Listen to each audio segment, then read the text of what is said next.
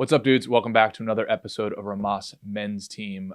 Pretty simple. We are a group of guys helping each other make progress towards each other's goals. If you're new to the channel, awesome and welcome.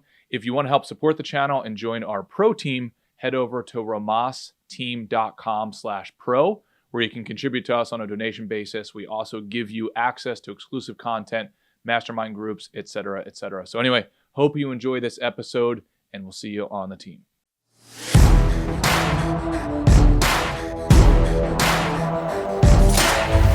What's up, dude? What's happening? We are live. I'm sitting in my comfortable Big Joe beanbag chair. Oh, Yeah, it's pretty nice. I'm not gonna lie. wait, it's called a. Oh, and I'm hearing an echo. Is anybody else hearing an echo? Let me see. I think.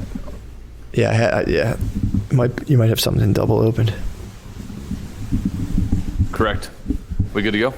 Oh yeah, dude. All right. So I'm gonna come hot right out of the gate if that's cool with you guys. Yeah, go ahead. So I was listening to Jordan Peterson this morning, and the question was, and Matt, I'd like to throw it at you, was what chaos are you allowing to accrue right now because of either willful blindness or just not wanting to solve a problem?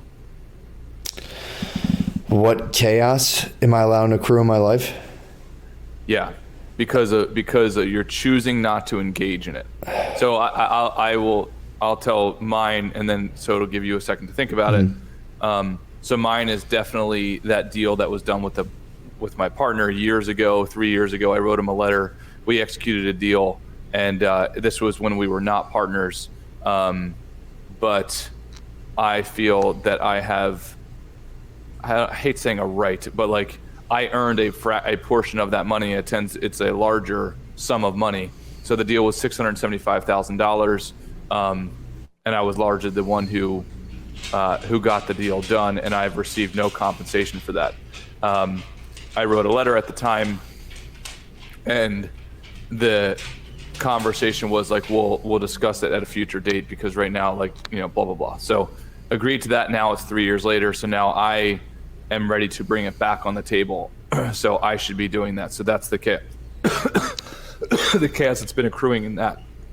But that will be the thing that moves the needle the most in my career. So that's what I'm currently neglecting.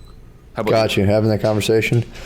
I don't know, man. I haven't been neglecting any major things. There's like stuff I'm working on, obviously, of like, keeping stuff stable in the home front with like going away for stand up and all that stuff. But that's been kind of not addressed, if that makes sense. Of like keeping keeping the peace at home and making sure how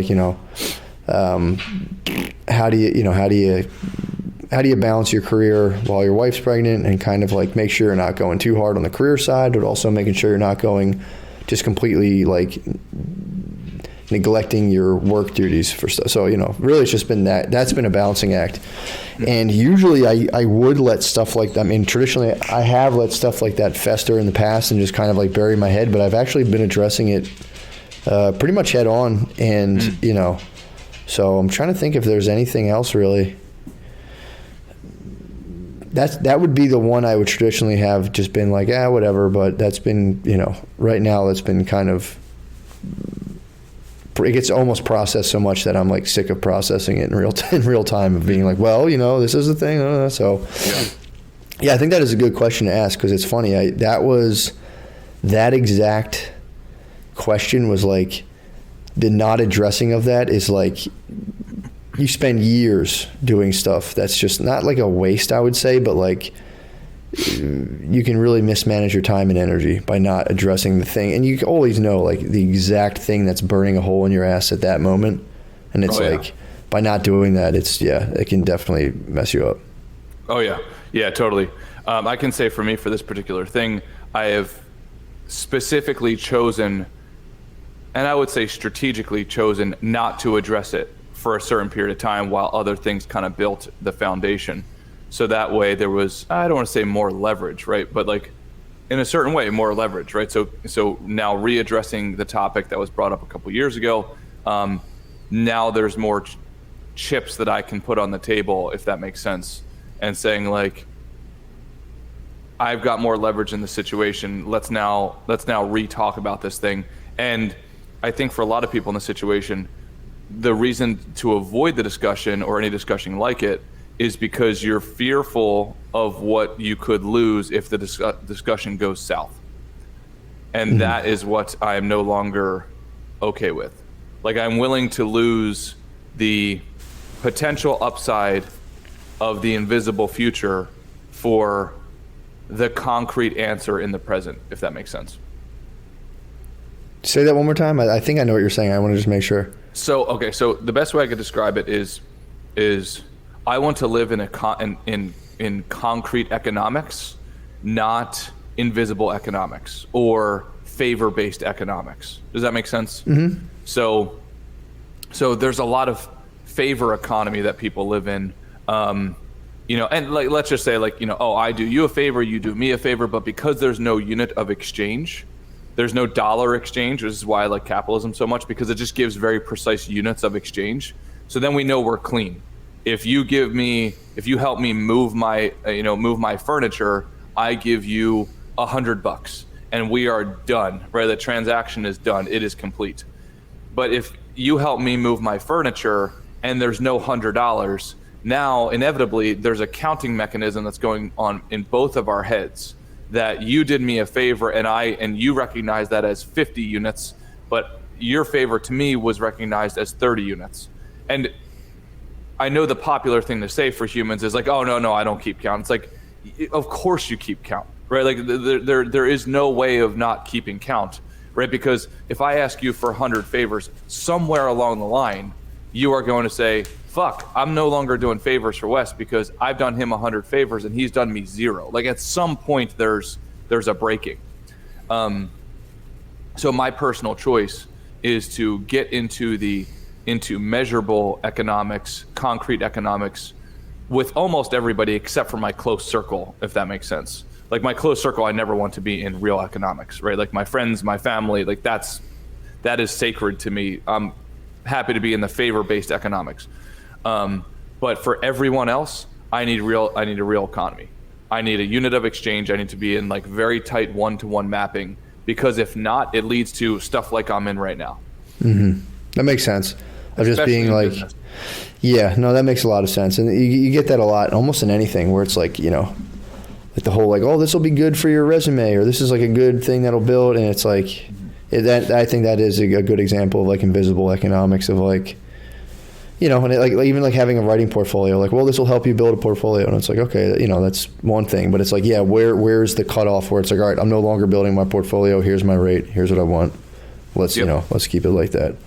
Yeah.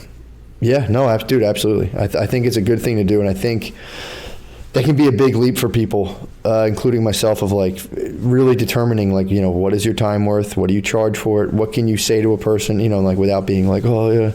So yeah, I agree. And I also agree with the fact that it is good to have like a group of people who you just kind of live. Like there was a guy who said that before on Rogan's podcast. It's like people are capitalists with strangers and then socialists with their family and friends.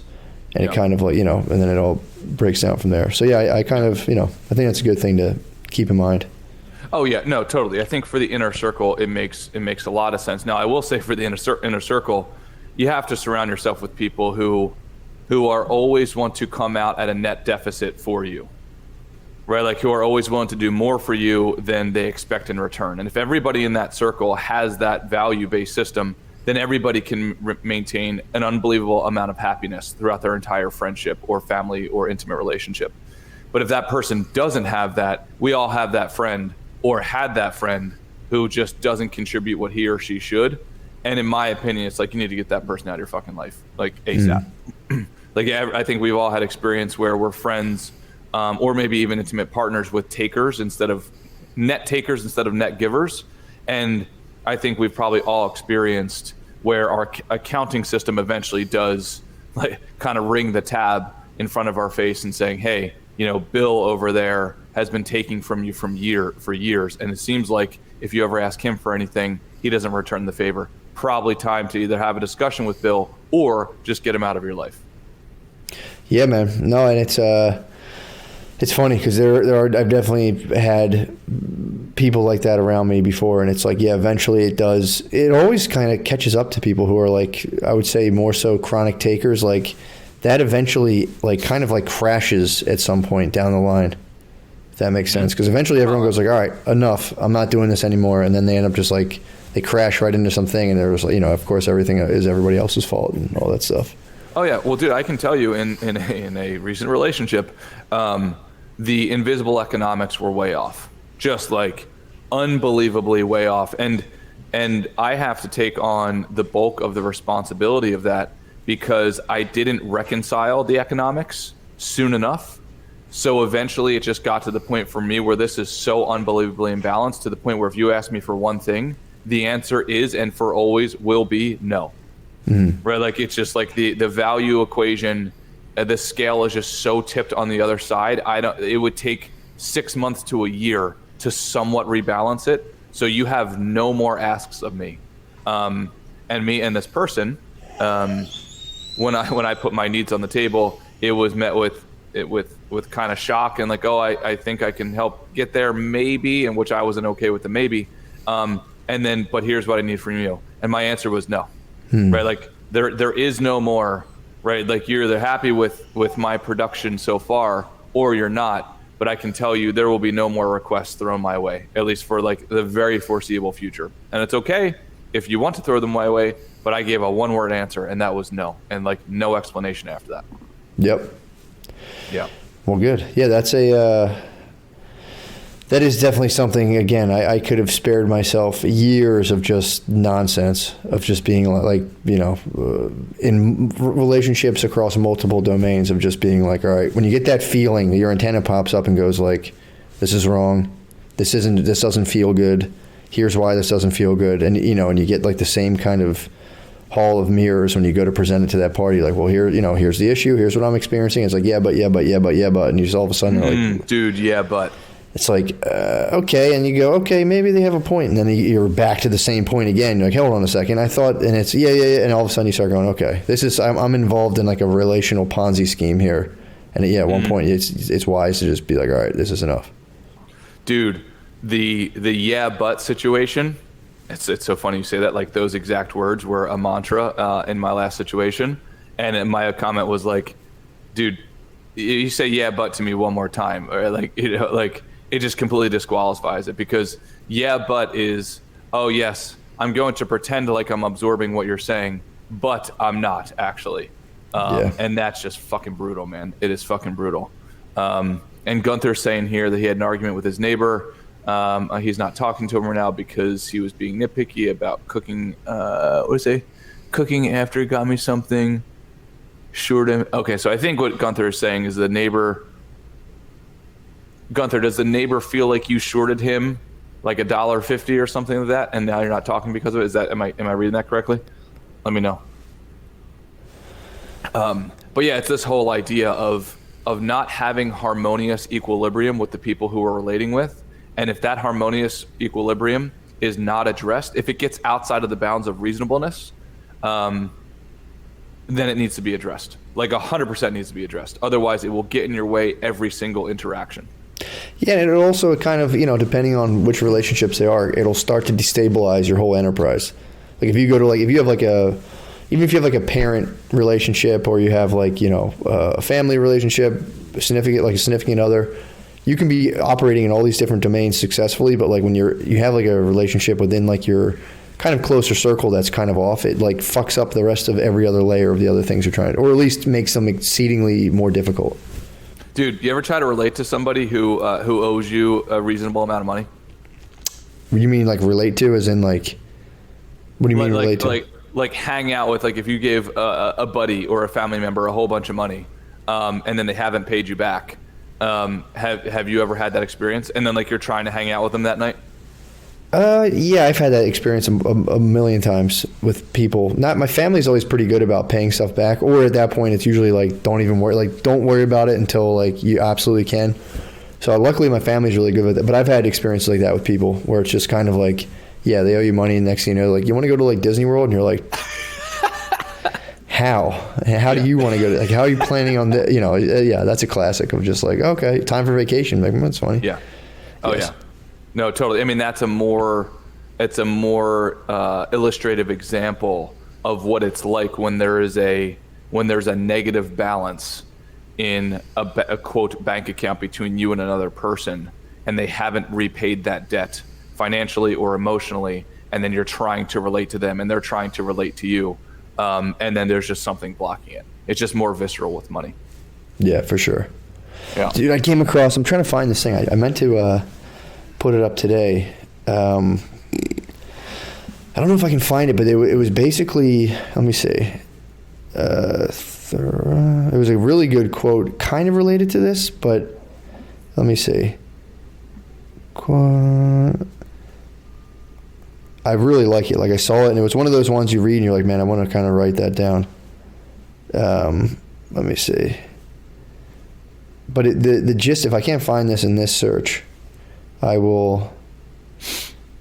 Yeah, okay. I can't find it, but it was one of the gist of it was basically like the opinion, like compared to the way you view yourself, the opinion of the masses is a weak tyrant, because what will essentially limit you the most is how you, at the end of the day, rate and judge what's possible for yourself or what's not possible. If that makes sense. So I was reading that last night, and I'd have to, the way obviously it was worded like way better, but I really kind of like that of like, you know, people fear, especially like, you know, I'm online, I deal with people online a lot, and it's like, people worry about like, you know, if a bunch of people start spazzing on me or like saying bad stuff or blah, blah, blah, blah, or even if it's just people in your, you know, your immediate life. But at the end of the day, I really kind of like that idea of like, none of that stuff or I should say it matters, but like the thing that you should be watching, rather than like, you know, the opinions of people around you, is like, what is your opinion of yourself? Like, realistically, what's your opinion of yourself, and how does that kind of sway what you do or don't do? Yeah, I think there's that great quote of like, you can't tell right and wrong by counting heads.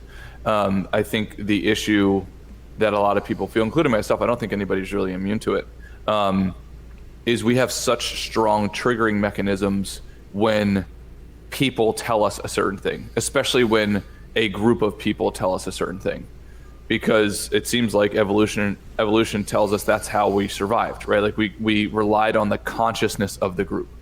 But I do think the problem is once you step into the higher levels of, let's say, leadership or whatever domain, it would be the next level. We then start picking the brains of the people at the incorrect level, or the just a different level. Does that make sense? Mm-hmm. No, I see what you're saying. Yeah, if you're running a company and you start out at the assembly line, and then you go in and you become the CEO, respectfully, the people at the assembly line, good, bad, or indifferent, just don't have the same vantage point of the person of the CEO, and they don't think about all of the metrics that the CEO has to think about. So getting feedback, or at least going entirely off of the feedback of the people at the assembly line, will probably not yield phenomenal results. So what that CEO has to do is then go create a brain, like a mastermind, right, with other CEOs or the board, right, to be able to have that level of input. So I think that input is super important from people. It's just the level of input and the quality of input and the quality of people is just so important. And the internet probably does not provide that level of quality. No, absolutely, man. I mean, that's the classic kind of conundrum in that case, is like you can go either way, where you get a person at the top who's like, you know, because there is the day-to-day reality that you just miss out on. Like, if like, you say you're around a conveyor belt spitting out products, there's going to be people standing in front of that belt all day with like valuable information. Now, if they're just bitching because they're genuinely they're unhappy and they're just like blaming everything, okay, that's one thing. But it's like, I've seen people negate that and be like, what the fuck do they know? And that could come, you know, at a cost too. But again, putting that on too high of a pedestal can also hurt you, like just like you're saying, Wes, of like, there just is stuff people aren't aware of. Like, and I've seen it at different jobs and different companies where it's just like, you know, some dude like rips copper out of the ground, and you know, it was actually, I was working for my dad and his uncles. Hold on, Jackson, come here, buddy, come here. Jackson's very uneasy in his new surroundings right now. Oh. Yeah, like they're doing you know, like you were saying, they have a higher vantage point. They're doing a job. They're the ones that have a timetable. They're the ones to be like, here's how much we have to actually pay people before we lose money. And then you have an operator who like pulled out a bunch of copper out of the ground that like, say it made them like $1,000, and the operator now is like, we should all split that, we should get a piece of that, we should blah blah, and all this stuff. And it's like, okay, that's one level of working at a company, but then you bring it to a guy's attention who's like worried about, like, is his job on time, is this how much I'm paying this operator's benefits that he's not even, all this other stuff, and now this guy's like worried about $500, and that can be where, that can be like, all right, let me just disregard this guy's opinion because he's just hung up on something, he misses the total picture. But then there's examples where there's like people, the guy who's actually hitting the wall with the jackhammer being like, yo, this wall might collapse on all of us, and then being like, shut up, so it's like, that's one of the levels I would say of, call it higher level or CEO type thinking, of learning how to like actually hear people out, assess for yourself. And, it sounds so basic, but like, it's very easy to have like stuff pop up in the way of that. Like, what the fuck does he know? Or just like fall into that kind of thoughtless, like, fuck off, get it done, blah, blah, blah, blah. Yep. I saw that happen one time where these dudes almost had a wall fall on them. Because the guy came in, he's like, don't be fucking pussies, let's go. And they were like, dude, this thing's going to fall. And yeah, dude, it's like, how do you discern that? And I think the biggest thing is having experience within the thing that the field you're dictating people in, if that makes sense. Oh yeah, well I think merit-based and reason-based thinking and decision-making is kind of, in my opinion, makes up 95% if not the entire pie. Basing decisions off of reason and logic, and not past being right, not groupthink, not going from because a mentor said this was the case, but as best as you can, thinking independently and in units of precise measure and workability. I think that's how thought should be done. I think this is why 80% of CEOs, of Fortune 500 CEOs, are engineers. Whether they think sequentially, they think logically, they think reasonably, and they're not afraid to go against consensus when consensus is wrong. They're also not afraid to go with consensus when consensus is right. But consensus being right or wrong is generally an afterthought after this engineer analytical person has already come to the conclusion. Yeah, no, there's definitely, I mean, what do you do for that though? That's my like number one thing I think about a lot is like, how do you, because you can't turn your reactions to things off, because that typically goes, you kind of need that. Jackson, please come here, buddy. Come on, knock it off. Please stop. Like turning, because in my opinion, it's like you don't want to be so disconnected from everything that's going on. Where like, because if you say like I'm going to try, and I'm not saying you're saying this, but I've like messed around with this before of like trying to be purely analytical, which always fails for me because you do have things that come up, you do have feelings around things, but also again not being too much where you're just going by your gut, to like to have some sort of system to that way you kind of get the best of both worlds, if that makes sense. Yeah. So yeah, that's tough for me. The amount of times where my feelings feel right, but are just not right. Mm-hmm. And it's unbelievable. It's just like so unbelievable. And the amount of times where my feelings feel right, but they're wrong, but my natural default is to not count those times in my inventory of wins or losses, if that makes sense. Mm-hmm. Like it's just a natural bias that I have. So I will tend to, if I go with my gut and my gut is right, I will count that. But if I go with my gut and it's wrong, my brain has a tendency of not counting it. So that way, 6 months from now, when I reference my wins and my gut being right, I have a false reading. Do you know what I mean? Until I started like journaling more and it was like, oh shit, like this was not so much of a good decision, but I would have normally forgotten about it. In business, dude, at least for me, I can tell you it's 97% analytics and 3% like gut feel, but I almost even say it's not even that, because my gut feel is now based off of prior analytics that were done. So I'm able to like more quickly get the decision done because I've done the move so many times. It's very much like dance. Like the best dancers that I watch are the best scientists that I know. Right, because I know them, I know their way of thinking, and I've seen them practice, and I have experienced this myself. A certain percentage of my dance now kind of looks like art, very shitty art, but it kind of looks like art. So people will ask me like, oh, like, how'd you learn that? Like, you just have it in you. It's like, no, actually I don't. I just practiced the science tens of thousands of times to now it looks like it's art. So now it looks like my gut is right. It looks like I'm just feeling it. Do you know what I mean? And to a certain extent I am, but it's kind of like an illusion, at least from my perspective.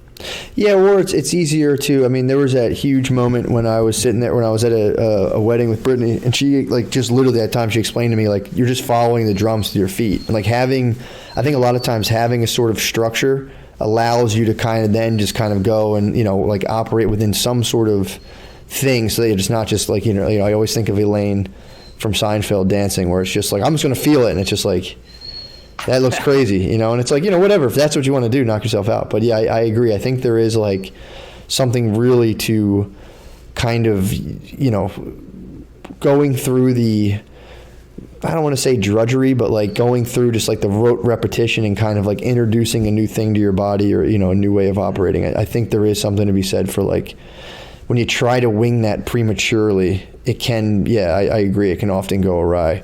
But there's also, so there's a thing I was listening to today, I think that kind of relates to this, of trying to learn how to make yourself, as you perceive things, more fluid and less sticky. And I think that kind of, for me, is a kind of a cool way to think about it, of like, say you're at work, say you're at home, say you're doing something, you're noticing you're getting reactions to things, whether it's like a boss who's a jerk, whatever. Learning how to let events and experiences kind of pass through your consciousness, rather than like absorbing everything physically, reacting, spitting that back out, where it's not like a self-negation or a detachment, but it's like working to be less affected so that you can kind of act more, let's say reasonably, less defensive, whatever that is for you. Oh yeah, no, totally. How do I say this? Like, I think having, well, let's say for the important stuff in life, because I just don't think we should be spending any time at all on the unimportant stuff in life. Like, being able to get to that fork in the road where it's like binaries, is this important, yes or no? If the answer is no, like literally just squash every single instant or every single second that you could potentially spend on that thing. Like, just get it out of your life.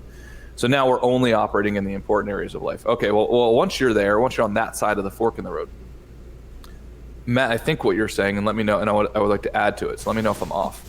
It's practicing what I would call interested but unattachment. So being interested but unattached to the outcome. I'm interested and engaged but unattached to the outcome, right? Like, so much so to like, I will speak my truth, I will give effort towards this thing, and I will play pitch and catch with you or the situation.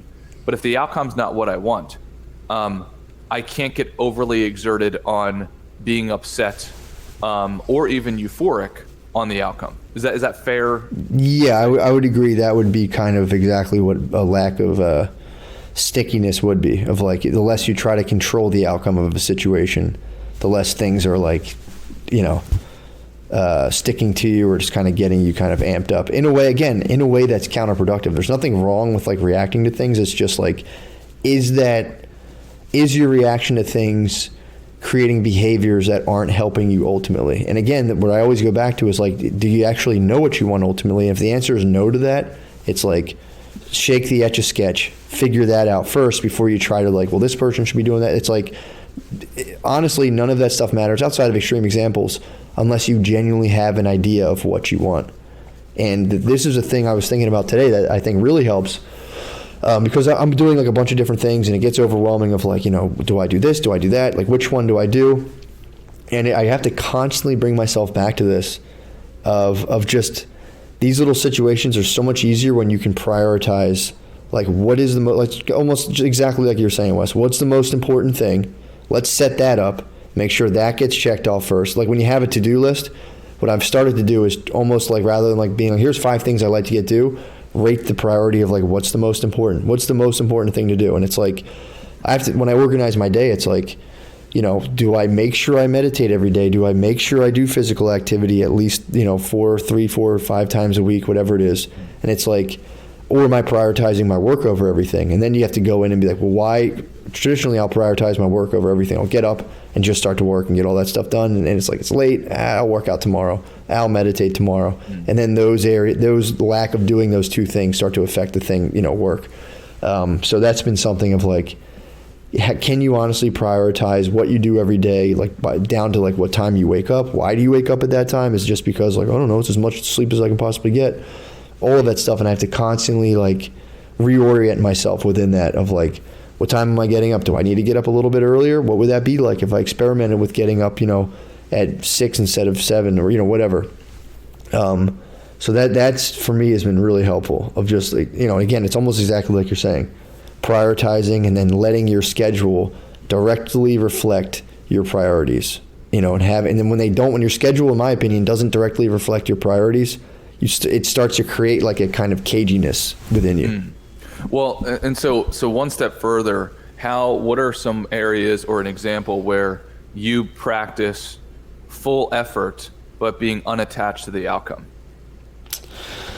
Honestly, I'm pretty good at doing that with work. It's that's something I'm lucky at, where it's like I'm pretty good at being like, we'll see how this goes. Like I'm set up for disaster mentally, so it's like it's like in my head I'm like, well, let's try this out, see how this goes, and if it doesn't go well, it's like whatever, I'll be fine. Now, what your reaction to, let's say, a failed outcome? Like it's put into the loss category. Does it get put into the loss category for you, or do you somehow do you change the meaning so it's a win, or do you just say, oh, it's a loss, but oh, it's a bummer, or do you say, oh, it's a loss and oh my gosh, this is devastating, this is horrible? Do you know what I mean? Like, where does it land for you? I always look at it like I always think about musical artists who have like who have like really good albums, but then like 30 really shitty ones. Like a lot of like prolific artists have, like even like writers will just have books that suck. They're so bad. But the way I look at it is like, well, if they didn't write those 3, would they have written that 4th and 5th one that everyone's like, oh my God, this was amazing? So I always look at it like that. So it's a 2-part thing. I'll look at it and go, all right, I'm going to acknowledge to myself that didn't go well. Because there's also, you can start, well, they don't know anything, it's their fault. You can start to take a blame whoever the dissatisfied party, let's say, was. Say you're even renting like bicycles on the boardwalk. You can say, well, they don't know fucking shit about bikes, they suck at riding bike. You can do all that. Or you say, maybe this bike, I fucked up, I bought the wrong bike, these bikes suck, all of my bikes are this one type, I fucked up. I accept the fact. I've gotten the feedback. I'm accepting the fact that that didn't go well. I've made peace with that. I'm also kind of like you're saying, Wes, I know this isn't going to absolutely devastate my world. Like this isn't going to I'm not going to end up homeless. This is just a blip. Because a lot of times what blip is experienced as the precursor to like biblical doom, if that makes sense. Right. Say we record a podcast and it stinks. Everyone hates it. Before it'd be like, fuck, I fucked up. I think let this file never. Now I'm able to just be like, all right, it's just like a football season. Took an L this week. We'll be back. What did I learned from it? Blah blah blah. So I think that helps. And again, the more secure you are, and then just in like I think that's where good habits stack up. Where it's like if you're out blowing all your money and fucking around, then a blip can be like, oh shit, I've rocked the boat, but I've not spent any money on upgrading and protecting this thing, against kind of like the changes within the sea. But if again, like I'm pretty good at I save my money, I don't spend it on shit. So like if something does happen that kind of rocks the boat a little bit, I can go like, well, I'm not paycheck to paycheck, I'm secure, so I think I can wait this out, if that makes sense. Oh yeah, totally. So Yeah. Oh, sorry, please. No, that's it. It's like, in the meantime, it's like the thing that really helps me is like while I am working, when things are going well, I am always making sure to you want to build like triple width cinder block walls around you. So it's like, all right, if something does get fucked up, I haven't pissed away all the money. I've saved it, and go for there. Oh yeah, totally. I think as men, we need to talk more about the copywriting that's going on in our mind, the monologue and the dialogue that's going on in our mind, because dude, there's just gold there. Like if there's one thing that I could give to other men, it's maybe some of the conversations that I have in my head. And vice versa. I think as men, if we could share the conversations that are going on in our head, and the particularly the workable and the highly unworkable conversations. So, for instance, like I have found in the dating world, that my natural default is I want to just to display bullshit, right? Like not tell the fullest extent of my story, or not tell like the bad parts, obviously, right? Or exaggerate the good parts, or like it's so like. That's the default. I think that's the default for all of us as men. We want to try to make a highlight reel that's exaggerated, and we want to like reduce the low light reel. But I think having, let's say, copywriting, which is just like word for word, what do I say in my head, for instance, like if I'm on a date and the girl asks me a question, and let's say in particular it's a question that I don't want to answer, right? Or like I don't want to give the real answer. Having this concept of, okay, I'll give the real answer, and I'm going to give the truthful answer to the best of my ability, and then be unattached to the outcome. And if the outcome is bad, then literally the scripting in my head is, that's a bummer. She was really nice. I wish it would have gone well. But on to the next. Like that is one of the sentences that I use in my head. That allows, it's kind of like a jujitsu move. Like that's the full feedback loop that allows me to enter and exit without any residue and move on to the next thing.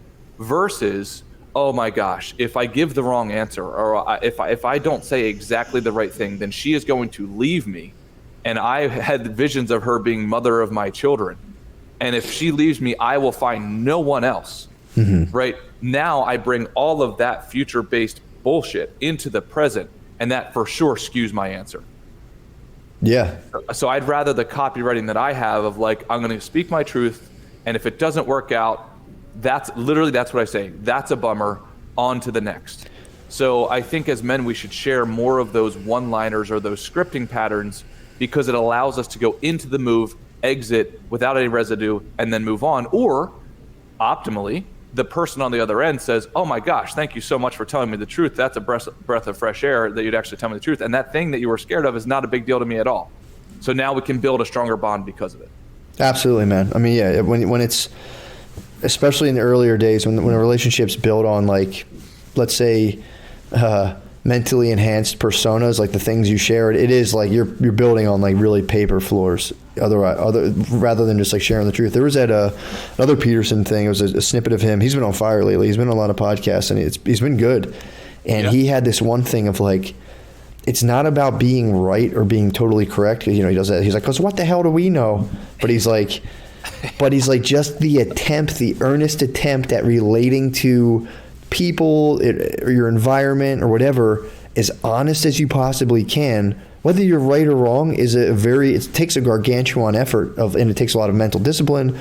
And that's like, you know, rather than trying to be like, well, actually it's like, just, is this person honestly trying to relate their truth to me? Can I hear them out and relate my truth about what they're saying back to them, and go back and forth, rather than trying to constantly, and I constantly struggle with this, dominate the conversation, be like, you know, just actually hear someone out. The book I'm listening to right now is like, and it's something I'll like try to clip it up, but I have like 5 or 6 things of like, just almost like this, like mental models. And it's like always assuming that the person, you know, and let's say like you're in relationships, this person is my equal, and whether or not we kind of get along or whatever, they're my equal, and I'm going to give them that respect, rather than just being, you know, to actually like listen to them and hear them out, and also be like completely honest.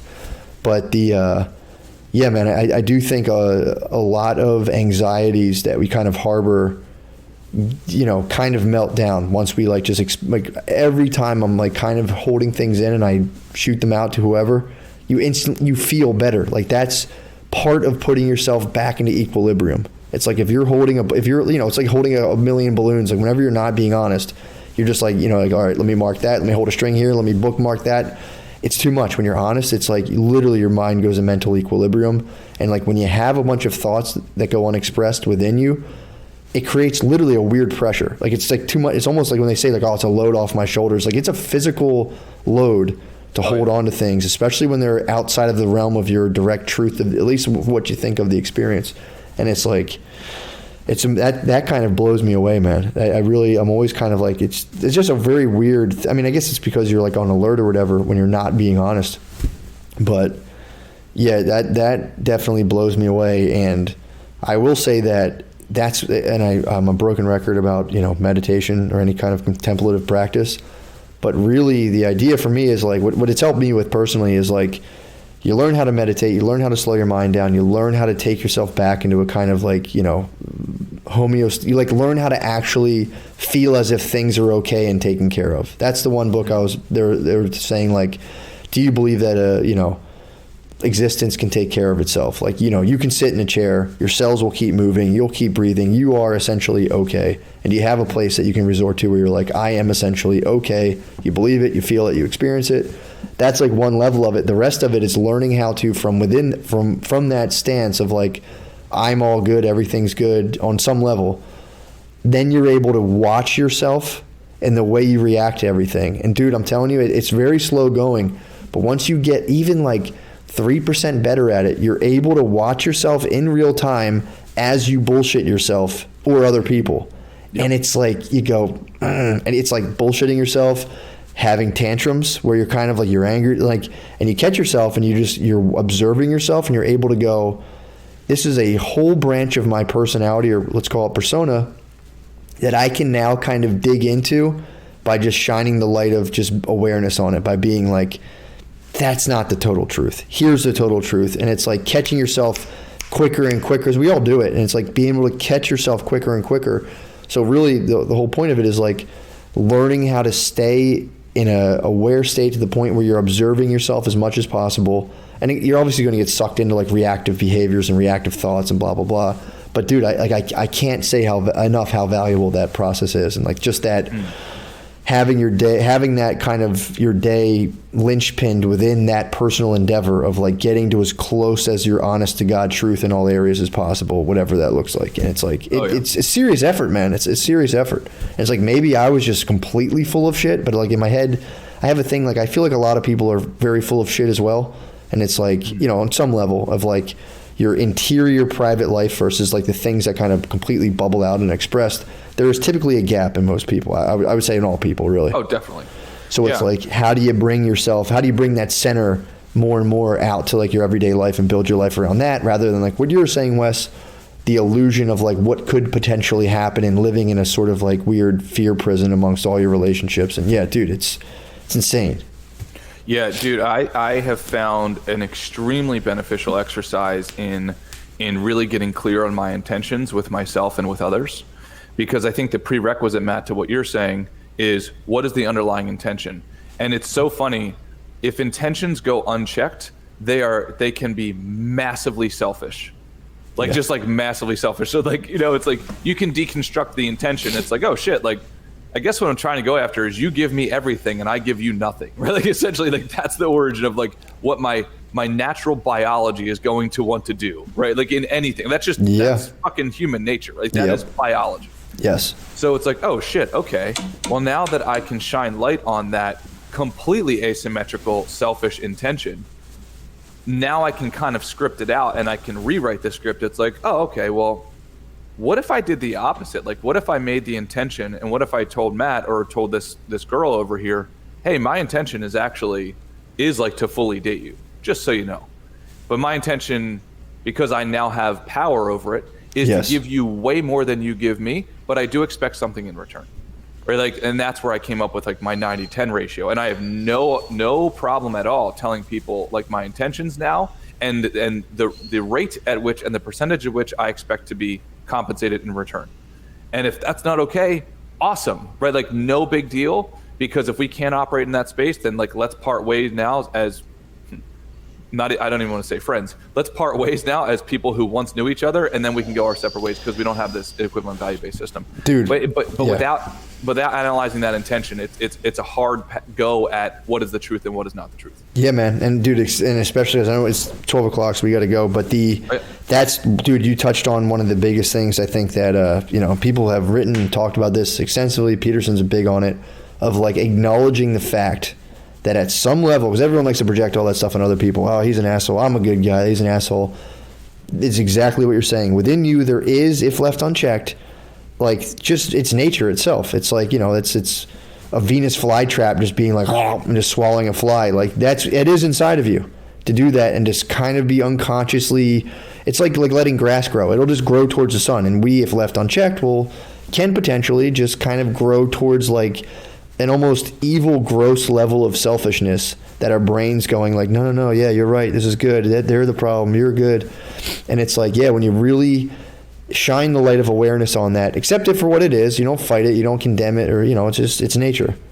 Mm-hmm. But then from that perspective of like, all right, like you were saying, that's how you gain mastery over it. That's how you start to be able to kind of get better control over your actions. I'm not even going to say total, but like better control over like, am I stuffing my face with a brownie or a cupcake? Or can I feel the impulse towards that? Which is, obviously we're animals who need carbohydrates and seek them. Feel that impulse, judge it from almost let's call it a higher level of being or judgment or awareness, and go, that's not congruent with the thing that I'm trying to do. But again, without, like you were saying, Wes, without knowing your intention, without knowing what you want, without knowing why you want it, having that level of control, or just like, turning up the dial on control. Because I don't like to present it as like it flips and you're just all of a sudden like in master of the universe of, it's like, no, but you do turn that dial up of control a little bit. And it's like, you're able now to be like, no thanks on pizza, no thanks on the beer. And it's not like, it's like, here's why I'm doing that. It makes sense. You're able to articulate that honestly, rather than just being like, oh, I guess I'll just do all these things because everybody else does them, and then. Right.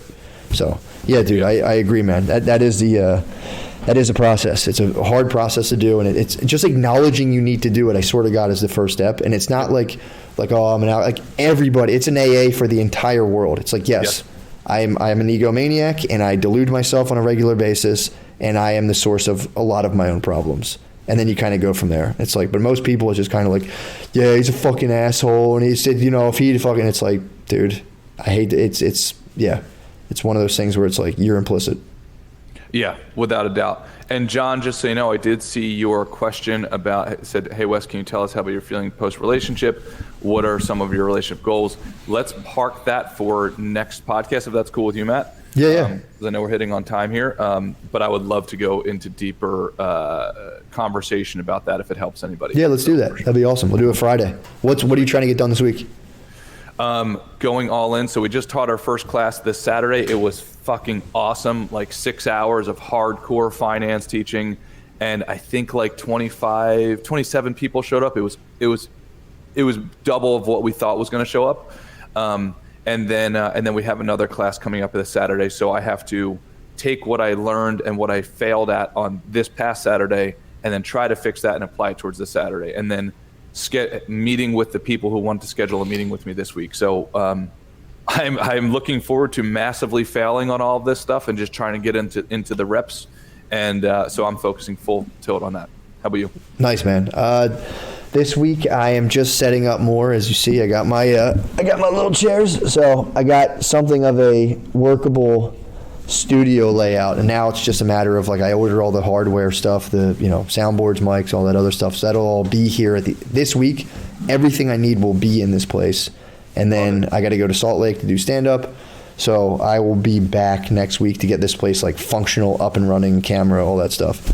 So that is the goal. And in the meantime, really, I'm just gonna. This week's one of those weeks where it's like I gotta fly. I'm setting up, so it's like I've learned I have these weeks where it's like if I can just like write for 2 days, do all the things I need to do like in terms of like work, I'll be good. There's no like immediate project really that I'm like I need to get this progress. It's like I'm just gonna make sure I write, work out, do the things I need to do to kind of move myself through this week fluidly, and then it won't be like a huge productive week, but it'll be like boots on ground business week. Yeah, hell yeah, dude. All right, dudes, and I saw Gunther's goal for the week. He wants to be more financially conscious. Nice. Not hitting Dunkin' Donuts for coffee all week. Fuck yeah. If I remember, I'll try to follow back up with you on Friday about that to see if you were successful. True. Love that idea. Cool. All right, dudes. Have an awesome fucking week. Later on. Later, buddy.